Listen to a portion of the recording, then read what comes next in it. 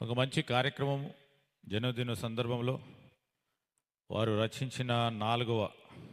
పుస్తకం నవ్య సాహితీ సమితి వారి ఆధ్వర్యంలో మరి ఆచార్యుల వారు రాంబాబు గారు భారతోదయం ఈ పుస్తకానికి సంబంధించి ఇంతకుముందే భగవద్గీతకు సంబంధించిన ప్రధానమైన అంశాలు, ముఖ్య అంశాలు ఒకటి తర్వాత ఒకటి. మొదటి పుస్తకములో భగవద్గీతకు సంబంధించి చాలా సులువుగా నాలాంటి వారికి అర్థం చేసే విధంగా వారి రచనలు చేయటం చాలా సంతోషకరం. వారికి హృదయపూర్వకంగా శుభాకాంక్షలు తెలియజేస్తూ,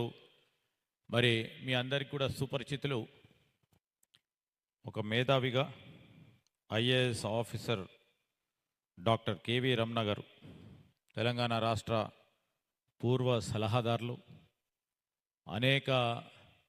డిపార్ట్మెంట్స్లో పనిచేస్తూ దేవాదాయ శాఖకు సంబంధించి మరి ఒక సలహాదారుడుగా, అదేవిధంగా తిరుమల తిరుపతికి సంబంధించిన మరి ఆ ప్రాంతంలో కూడా ఈవోగా వారి భగవంతుని ఎగ్జిక్యూటివ్ ఆఫీసర్గా సేవలు అర్పించిన రమణాచారి గారికి, మరి ఈ కార్యక్రమంలో పాల్గొంటా ఉన్న మా సోదరులు, మాజీ శాసన మండలి సభ్యులు పురాణం సతీష్ గారికి, అదేవిధంగా పల్స్ ఫార్మాకు సంబంధించి అధినేత రాంబాబు గారు,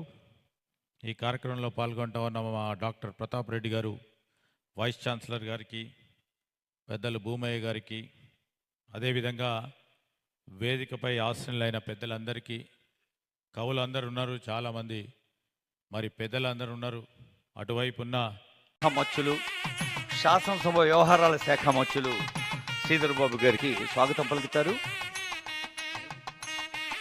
భువన సమ్మోహన రస కవన గీతికల్లెన్నో వరదలై నీ స్థితులు కీర్తించునమ్మ, వరదలై నీ స్థుతులు కీర్తించునమ్మ, కవన ఝరులై వరద నేను కీర్తింతునయ్యా అని వానమాముల వరద